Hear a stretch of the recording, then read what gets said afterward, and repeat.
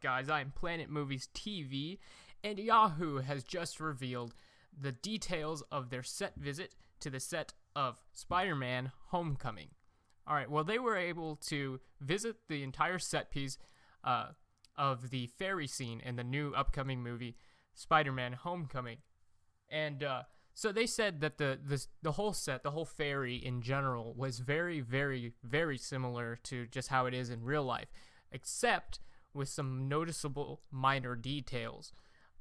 Like they said that real New Yorkers would notice the small ways. In particular, this boat has been marvelized. In place of ads toting real New York City tourist spots, there are posters hawking the 2018 Stark World Expo, as well as the Battle of New York Memorial Museum, which carries the tagline, "Remember Always."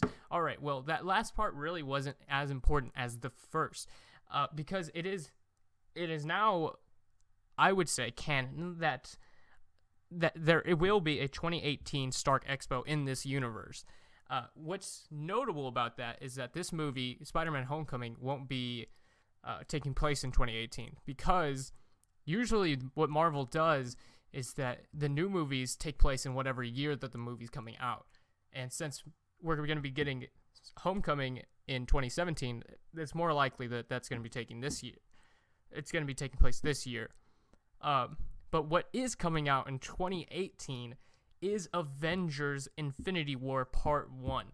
Now, I have a theory that really goes back, and I'm pretty sure it's going to happen, regarding Iron Man, Tony Stark, and the Avengers in place of that. Because if you remember way back to Age of Ultron, he has the vision, and he sees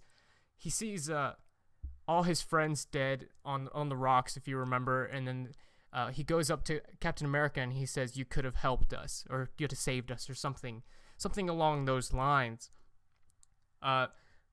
I think that what that is referring to is going to be the fact that after Civil War, when Tony is separating himself from everyone else, or at least Captain America, I think he's still going to be very upset about all of that going on from Civil War, that whenever it kicks up in Age of Ultron, or I'm sorry, in Infinity War, I believe that he's going to kind of step back. He's not going to be a part of whatever they're doing. He might not believe them at first, maybe.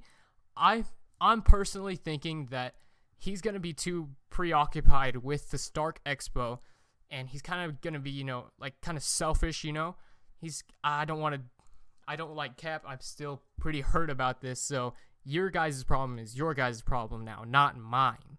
So I think that he's going to be doing, instead of helping everyone else, he's going to be doing his Stark Expo.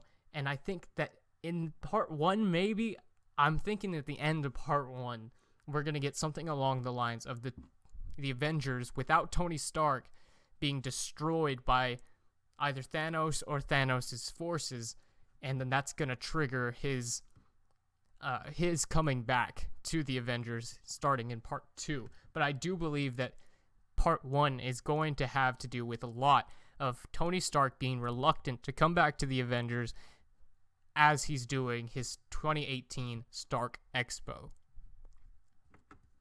And I'd like to hear your guys' thoughts on this, so comment down below. Do you think I'm onto something, or do you think I'm a little bit crazy?